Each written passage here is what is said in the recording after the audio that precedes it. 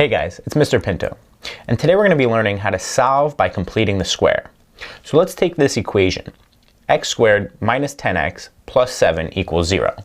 In a previous video we learned how to use factoring to solve trinomial expressions.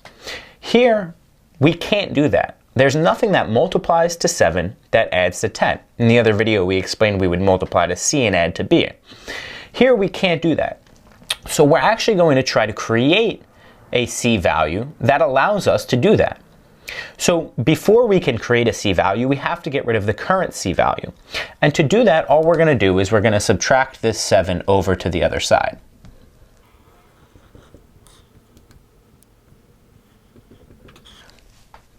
Here I've left a blank space. This is going to be where my new c value goes. However, I know if I'm adding something to this side, I'm also going to have to add something to the other side, right? So from here, there's one key ingredient, I would say, in completing the square. And it's that you have to remember you need to do this b divided by 2 squared. So let's do that. Our b is negative 10. We're going to go negative 10 divided by 2, and we're going to square it. Negative 10 divided by 2 is negative 5. Negative 5 squared is 25. While I've added this 25 to my left side, I also have to add it to the other side.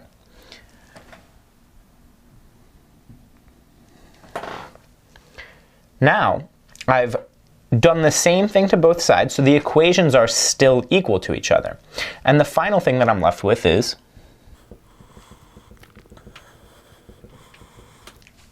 x squared minus 10x plus 25 equals 18.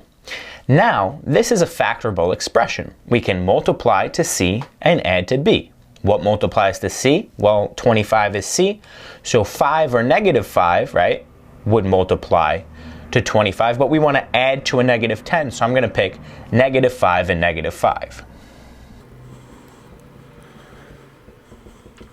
Notice that this negative 5 was the same number that you had after you did your b divided by 2. That will always be the case.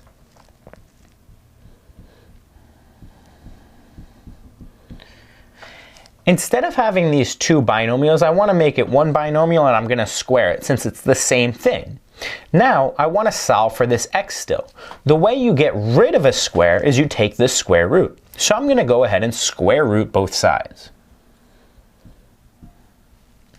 What you do to one side, you have to do to the other side. And we're left with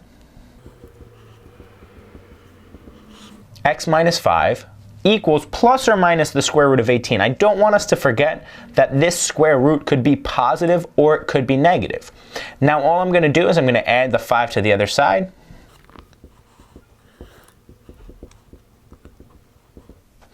And we're left with x is equal to 5 plus or minus the square root of 18.